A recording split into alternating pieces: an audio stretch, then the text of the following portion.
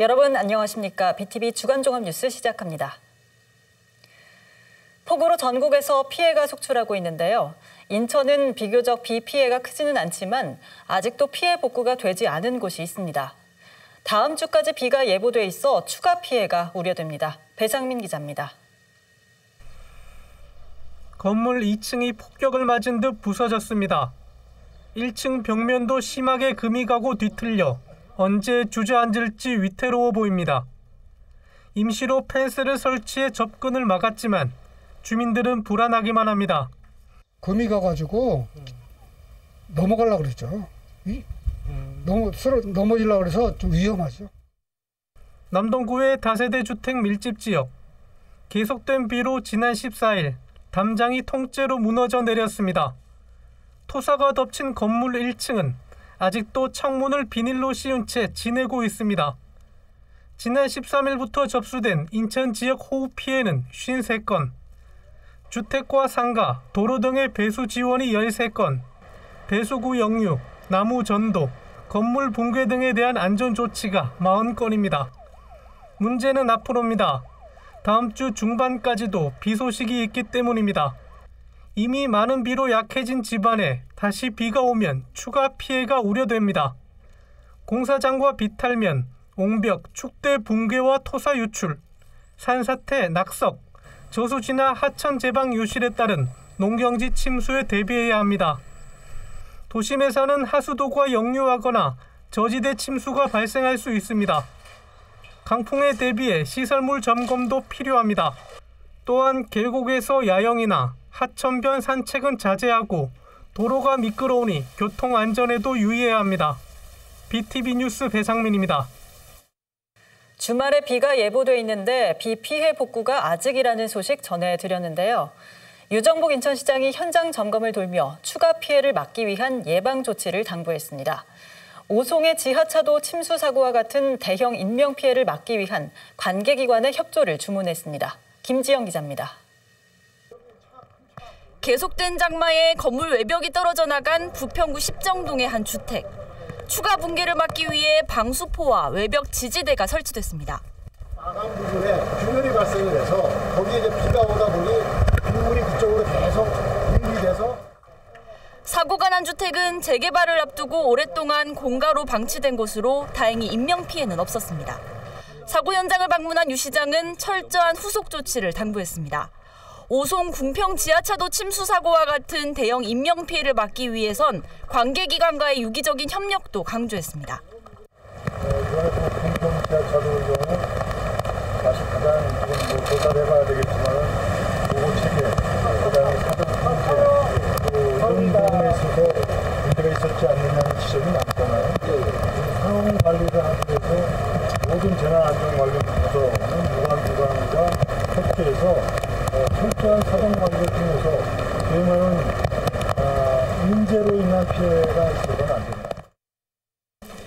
낡은 빌라 담장이 무너져 내리면서 토사가 덮친 남동구 구월동의 반지하 주택.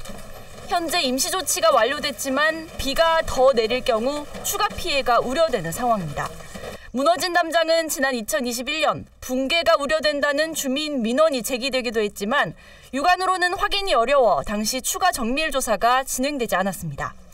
유 시장은 명확한 원인 규명을 통해 추가 피해를 막을 조치를 취하라고 지시했습니다. 장마가 계속 되는 상황이고 또 이번 달까지도 아마 계속 그렇게 비가 오는 것도 예보가 되어 있기 때문에 예방이 중요하잖아요. 특히 이제 주거지기 때문에 다른 인명이나 재산 피해가 없도록 하는 게 제일 중요하다 해서. 관할 지자체인 남동구는 인천시 특별교부세 등을 통해 필요한 조치를 취하겠다고 약속했습니다. BTV 뉴스 김지영입니다. 해가 지날수록 여름철 집중호우가 점점 더 거세지고 기간도 길어지고 있습니다. 이번 장마철에도 전국적으로 인명과 재산 피해가 막심한 상황이죠. 때문에 안전 불감증이 또다시 도마에 오르고 있습니다. 폭우가 집중될 때 출입이 통제된 하천을 들어가는 행동이 매우 위험하다는 건 대부분 시민들이 알고 있습니다. 하지만 이를 대수롭지 않게 생각하는 일부 시민들이 하천에서 운동이나 산책을 하는 모습을 어렵지 않게 볼 수 있는데요. 통제선을 넘는 시민들, 박희붕 기자가 현장 취재했습니다.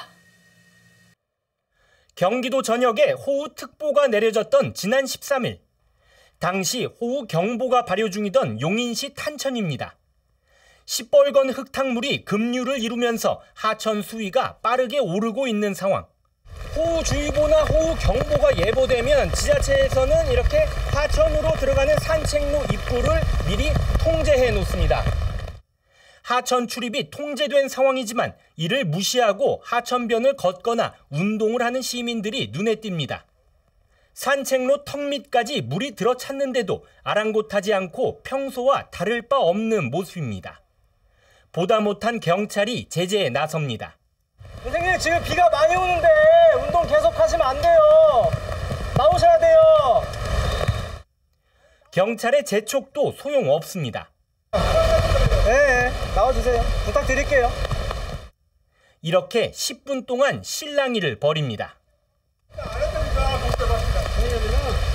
나도 거기 농촌에서 자라려고 가까이서 살려고요. 알아요. 그건 아는데 여기 짧게 보면 선덕지에서부터 알아 여기가 다 이정 다 알고.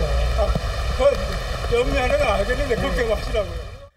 이처럼 출입 통제를 지키지 않는 시민들 때문에 난감한 상황이 자주 벌어진다고 합니다. 무조건 안전이 제우선이잖아요. 이게 안전을 봐서라도 이동 조치를 그렇게 하라고 요구를 하고 싶은데 그렇게 좀 말을 좀 안 들으시는 분들 때문에 제일 또 난처하죠. 하천 출입을 관리하는 지자체도 애를 먹습니다. 출입은 이미 떠납니다. 너도 알아서 나갈 테니까 나가시라고 그러면 험한 소리 하신다니까? 이 안전 불감 좀 심각해요. 호우주의보가 발효된 18일 오산천입니다. 5시간 이상 지속된 비로 하천 수위가 크게 올라 천변 산책로 전 구간이 통제된 상황. 하지만 물이 곧 넘칠 것 같은 보행교는 출입구에 통제선이 풀려 있습니다. 오산시에 문의해봤습니다. 여기 그 오산천 넘어가는 시민들 건너다니는 다리가 지금 통제선이 끊어져 있어요. 이거 어떻게 된 건가요? 저희가 못 들어가게 하는데 그냥 밑으로 들어가시고 위로 들어가시고 가서 출렁출렁 하다가 다 뚫고 들어가셔가지고 그래서 2단으로 막았는데도 또 그렇게 뚫고 들어가시는 거예요. 잠시 후 하천 관리원들이 끊어진 통제선을 다시 묶어놨지만 일부 시민들은 개의치 않고 보행교를 통행합니다. 여기 전철이 가까우다 보니까 시간대가 있어갖고 그래서 죄송해요. 이따가는 안 올게요. 괜찮아요. 여기나 15년을 계속 다니는 사람이고 여기 뭐 어디 뭐가 모르는 거까지 다 아는 사람인데. 허술한 차단 시설도 문제입니다. 출입로에는 별도 차단 시설 없이 안전띠와 플라스틱 사슬만 있어 누구든 손쉽게 끊어버릴 수 있습니다. 별다른 통제가 없고 사실 개인이 알아서 여기 쳐져 있어도 넘어오고 있는 그런 상황인 것 같아요. 네. 현재 경기도에서 출입할 수 있는 시내 하천 가운데 자동 출입 차단 시설이 갖춰진 곳은 수원과 용인시 등 일부 도시를 제외하고는 사실상 전무한 상황입니다. 집중호우에 하천 대부분을 통제한다 하더라도 차단 시설이 사실상 제 역할을 하지 못하고 있는 겁니다. 누구나 뚫고 들어갈 수 있는 허술한 통제선에 제멋대로 시민의식까지 장마철 안전 불감증이 선을 넘고 있습니다. BTV 뉴스 박희붕입니다. 다음 소식입니다. 거리를 다니다 보면 곳곳에 걸린 정당 현수막들 많이 보실 텐데요. 지난해 5교의 광고물법이 바뀌면서 별다른 규제 없이 설치가 가능하기 때문입니다. 하지만 도시 미관을 해칠 뿐만 아니라 안전사고까지 발생해 문제가 되고 있는데요. 인천시가 전국에서 처음으로 관련 조례를 만들어 강제 철거에 나섰습니다. 이정윤 기자의 보도입니다. 연수구의 한 사거리, 곳곳에 정당 현수막이 걸려 있습니다. 저마다 성과를 홍보하거나 상대 정당을 비방하는 내용들입니다. 이런 현수막을 철거하는 단속반, 지자체가 강제로 정당 현수막을 떼내는 건데 전국에서 처음입니다. 시민이 불편을 초래하고 또 시민의 미관, 도시경관을 위해서 시행하게 됐습니다. 저희가 6월달 파악된 건 560개가 정당 현수막이 있었고요. 다 이제 지속적으로 좀 추진할 예정입니다. 지난해 12월 5개 광고물법 개정으로 정당에선 지자체 신고나 허가 없이도 현수막을 설치할 수 있게 됐습니다. 하지만 무분별하게 현수막이 설치되고 특히 안전사고까지 발생하자 인천시는 조례를 개정해 철거 작업에 나섰습니다. 얼마 전에 우리 연수구에서 성악을 전공하는 여대생이 바로 이곳에서 목을 다치는 그런 일이 있었습니다. 이 안전에도 심각한 위협을 하고 있다는 겁니다. 그래서 도시의 안전을 지켜야 되는 구청장의 책무사항이라면 이는 당연히 떼이는 것이 맞다라는 겁니다. 정당 현수막 때문에 눈살을 찌푸렸던 시민들도 철거를 반기는 분위기입니다. 정당끼리 뭐 서로 선동하는 건데 이게 좀 너무 과하다 생각되고 이런 게 없으면은 뭐 낫지 않겠나. 거리도 좀 쾌적하고 뭐 국민들이 보면은 뭐 쓸데없는 광고 안 보고. 한편 행정안전부는 인천시 조례가 상위법인 지방자치법에 위배된다며 대법원에 제소한 상태입니다. 하지만 인천시는 시민 안전이 우선이라며 대법원 판결이 나오기 전까지 강제 철거를 진행한다는 계획입니다. BTV 뉴스 이정은입니다. 인천 지역은 교통 현안이 산적해 있습니다. 광역 시내버스 혼잡도가 높은 데다 신도시는 대중교통 노선이 부족한데요. 교통대책을 논의하기 위해 전문가와 시민들이 함께 토론회를 진행했습니다. NIB 이하영 기자입니다. 현재 인천은 광역버스 한 대당 평균 20명 이상의 입석 이용객이 발생하는 등 대중교통 혼잡도가 심각합니다.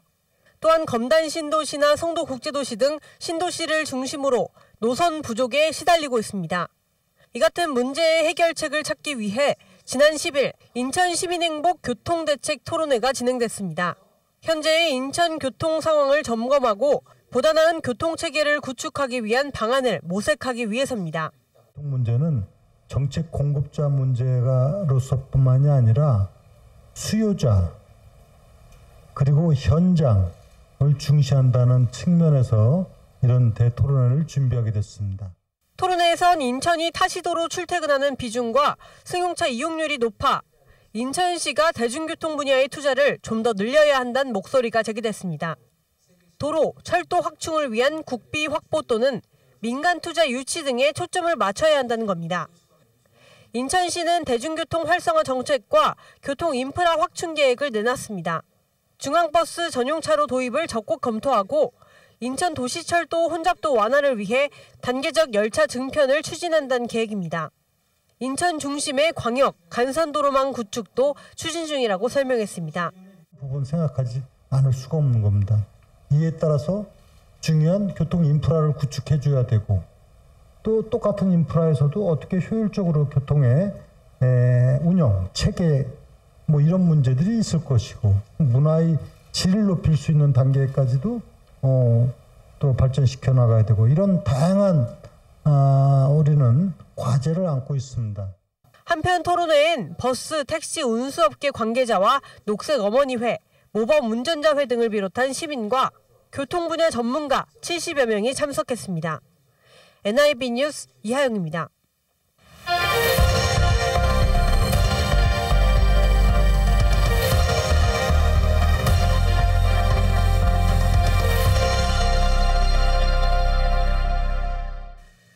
지방소멸 극복을 위해 지역의 실태를 살펴보고 대안을 찾아보는 케이블 TV 공동기획. 오늘 이 시간에는 지역 관광에 대해 살펴봅니다. 관광 사업에 있어 소비자는 매우 중요한 주체인데요. 인스타그램어블, 미코노미 등 새로운 신조어를 만들어내고 있는 MZ세대 소비 성향을 알아봅니다. 딜라이브 이승준 기자의 보도입니다. 미코노미, 미와 이코노미를 합친 말로 나를 위해 아끼지 않으며 소비하는 스타일을 말합니다. MZ세대의 소비 성향을 나타내는 대표적인 신조어입니다. 뭐 그런 거를 따지는 세대는 아니라고 생각을 해서 좋아하는 거에는 그냥 아낌없이 돈 쓰니까 그런 거 굳이 따지지는 않는 거 같아요. 가성비라는 말보단 가심비라는 가격 대비 만족도로 내 삶의 가치를 위한 스스로 만족하는 소비 습관을 많이 보이는 것. 대표적인 예시로 호캉스나 해외여행 등이 있습니다. 분수에 맞지 않는 과소비라는 비판도 있지만 자신을 표현하기 위한 목적 있는 소비로도 평하기도 합니다. 양면성, 앰비발렌트의 앰비를 따갖고 온 거고요. 컨슈머의 수머를 따갖고 와서 앰비 슈머다라고 얘기를 하죠. 한쪽은 고가의 명품을 추구하는 소비 행태. 반대로 한쪽은 정말 가성비를 추구하는 이 두 가지가 혼용되어 있는 소비 행태를 보이는 거라고 생각합니다.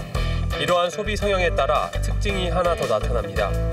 거리가 멀어도 찾아간다는 것.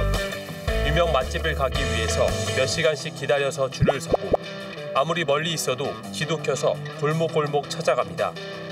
어디서나 보이는 프랜차이즈만 즐비한 곳이 아닌 각자 개성이 뚜렷한 매장들이 잔뜩 모인 곳. 자신을 표현 가능한 가치 소비가 가능한 곳이라고 인식하는 겁니다. 주말 같은 경우에는 충분히 갈 만큼 시간이 있기 때문에 가려고 많이 노력하는 것 같아요. 오다 보면서 지나가는 편집샵이나 카페 같은 데 들르면 더 정보가 많아져서 미리 적어뒀다가 오는 편입니다. 그냥 제 만족도가 더 중요해지는 게 맞는 것 같아요. 위치, 거리, 가격은 MZ세대에게 더 이상 소비의 핵심 지표가 아닙니다.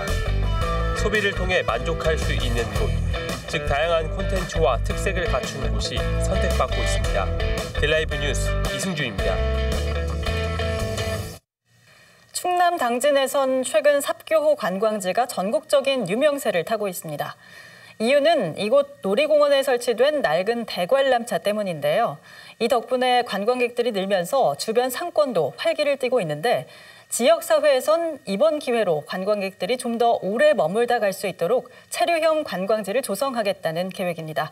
LG 헬로비전 한범호 기자입니다.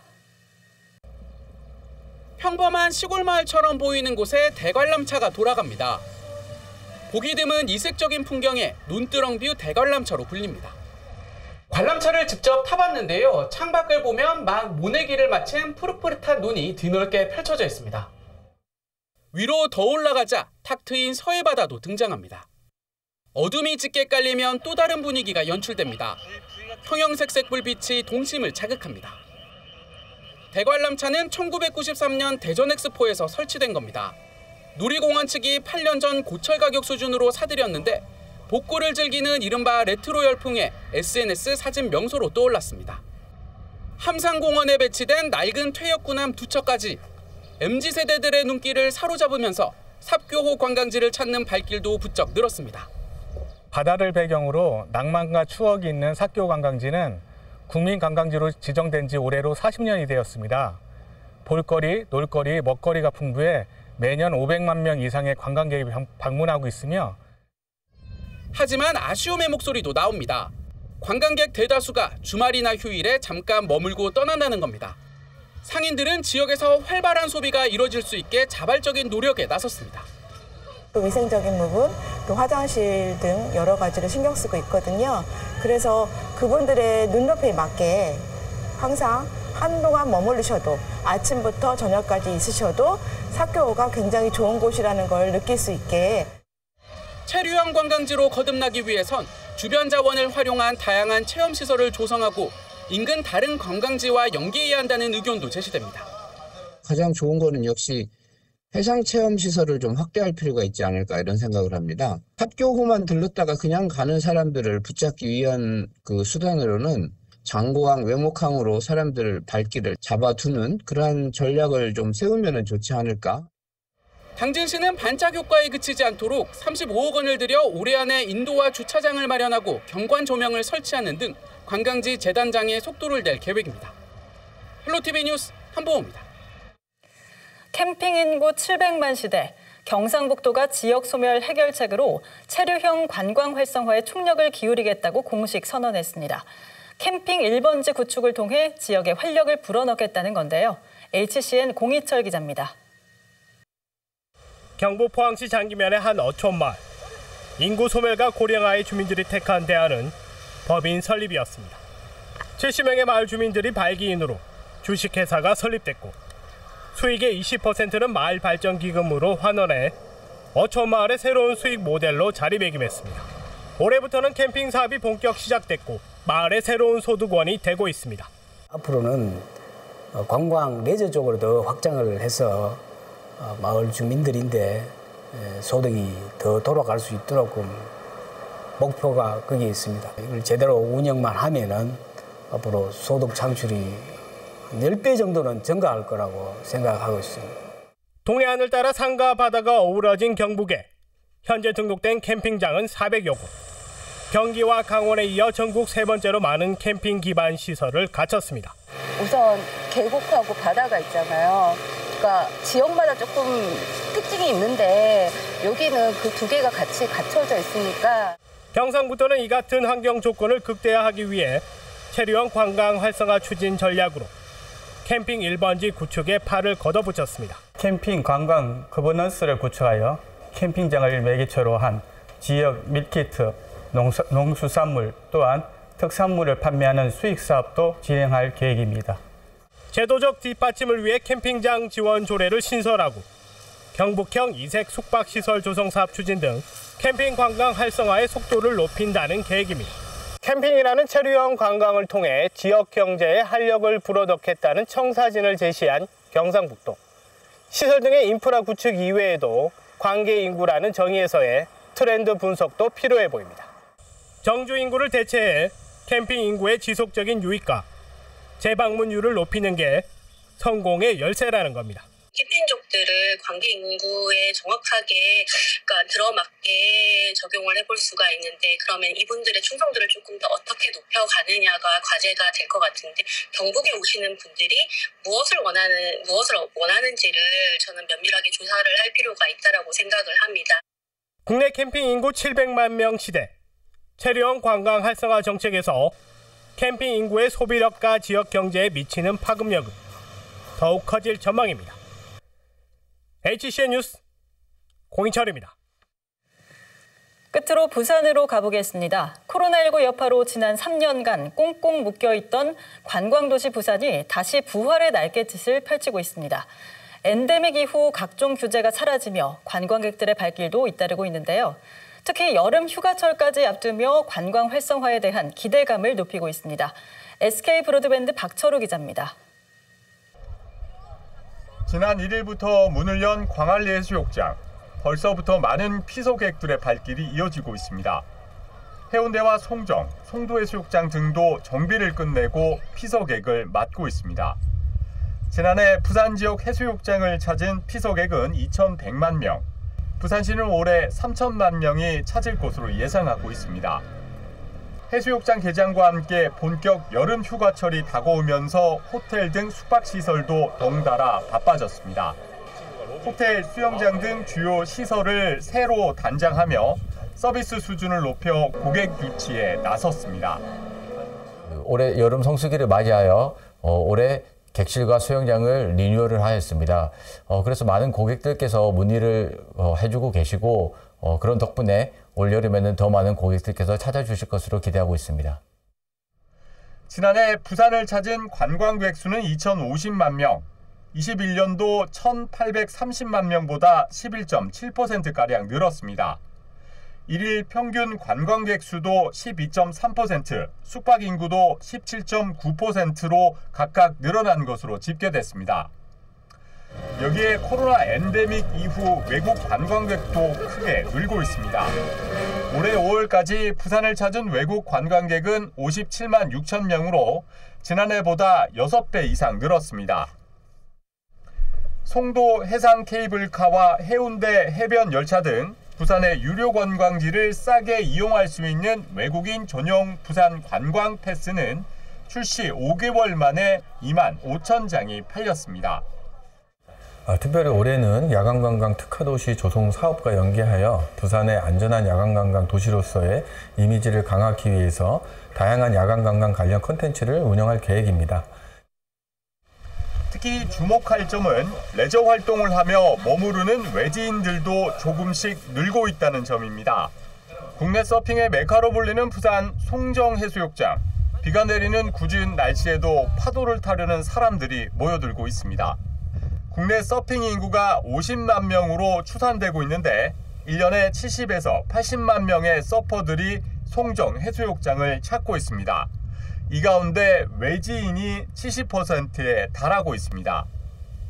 좀 서핑의 매력을 굉장히 느껴가지고 그때 이후로 3년 후에 제가 부산에 내려오게 됐고, 내려와서 이제 직장을 제가 병행을 하면서 지금 출퇴근 전후로 제가 서핑을 취미로 지금 많이 즐기고 있습니다.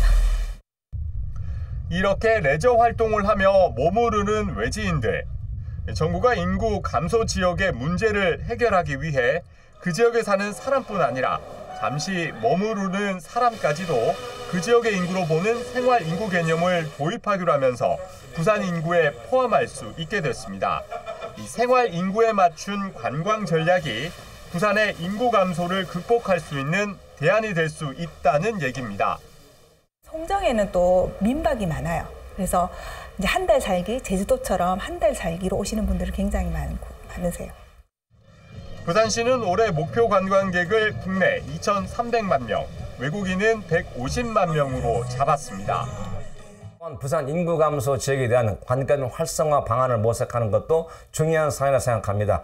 지역 특색에 맞는 관광 활성화를 통한 생활 인구 증가와 지역 경제 활성화가 필요하다고 생각합니다.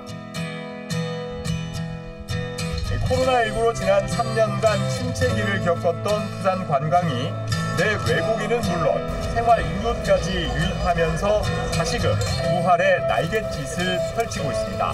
BTV 뉴스 박서루입니다.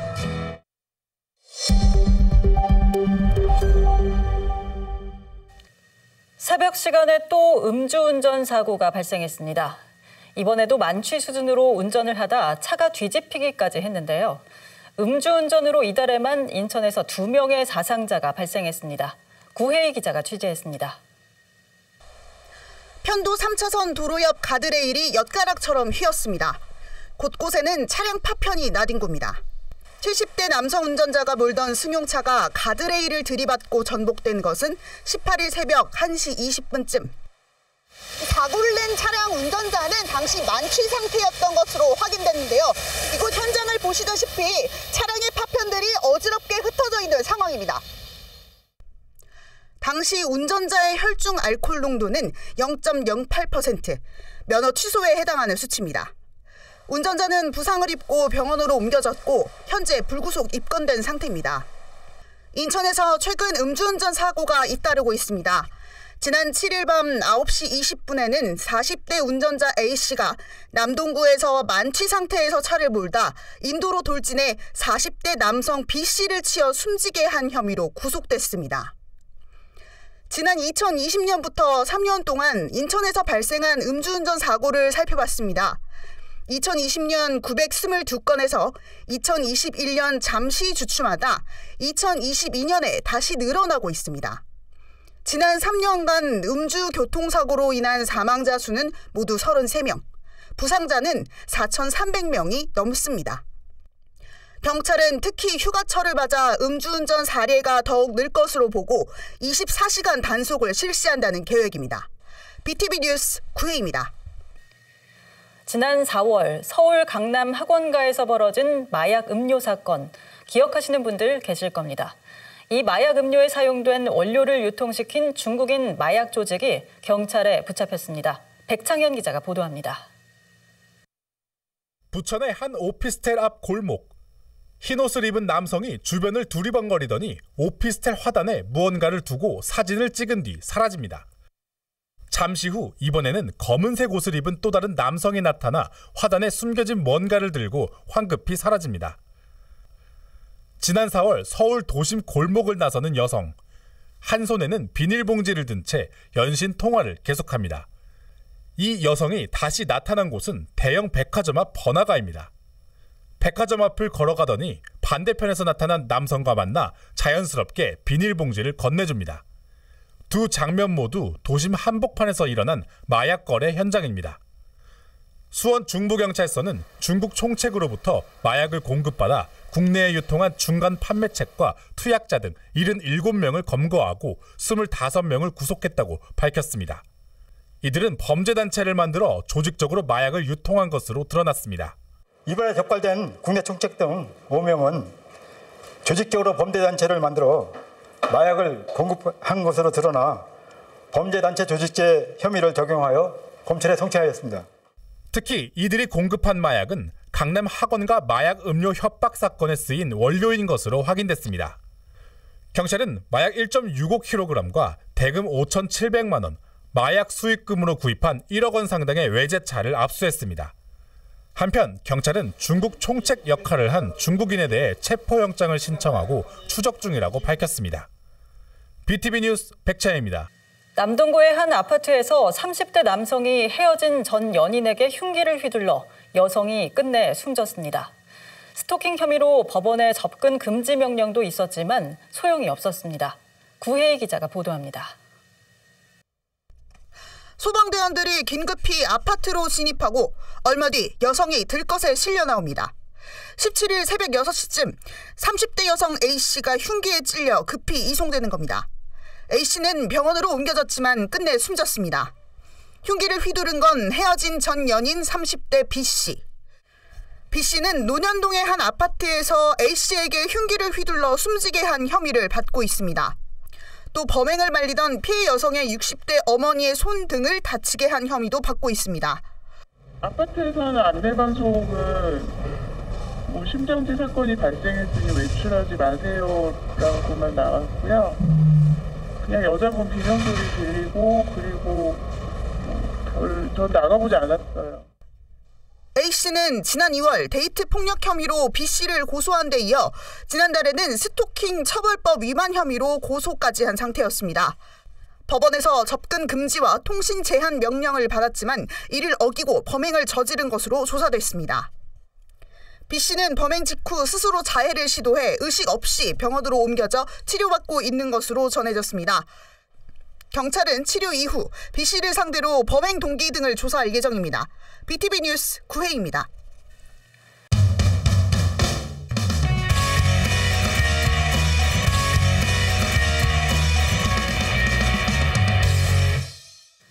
인천 유나이티드의 돌풍을 이끌었던 간판 공격수 스테판 무고사가 1년 만에 다시 인천에 복귀했습니다. 이전 경기력을 회복해 팀 성적을 올리는 데 집중하겠다는 목표를 밝혔는데요.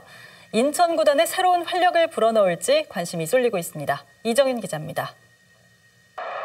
인천 유나이티드의 역대 최다 득점자인 스테판 무고사.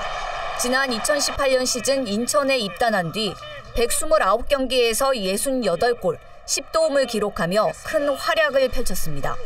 무고사는 지난해 여름 일본 제1리그 비세고베로 이적했는데 1년 만에 친정인 인천으로 다시 돌아왔습니다. 자녀 연봉까지 포기하며 고베와 계약을 해지하고 인천 구단을 택한 겁니다. 무고사는 이제는 인천만을 위해 뛰고 싶다며 은퇴하기 전까지 인천에서 뛰는 게 목표라고 밝혔습니다. This club, like I say, this is not only club for me. This is part of my family. Yeah, it was some interesting club for me as well. But like I say before, I'm just looking forward to come back in Incheon and. 무고사는 인천 구단의 성적을 올리는 데 보탬이 되겠다는 의지를 강하게 내비쳤습니다. 2018년 이후 가장 좋은 선수단을 꾸린 것 같다며 팀이 상위 스플릿에 오르는 게 목표라고 밝혔습니다. 다만 무릎 부상과 오랜 기간 경기를 뛰지 못한 탓에 이전 경기력을 되찾는 데는 시간이 필요하다고 말했습니다. All coaches and even head coach know that my condition now is a little bit down, but I will come back soon as possible. I'm confident, of course. 지난 시즌 리그 4위에 오르며 구단 역사상 최초로 아시아 축구연맹 챔피언스 리그 진출권을 따낸 인천 유나이티드. 하지만 올 시즌 초반까지 기대에 비해 성적이 나오지 않는 상황입니다. 인천 유나이티드는 무고사 합류를 계기로 후반기 반등을 노리고 있습니다.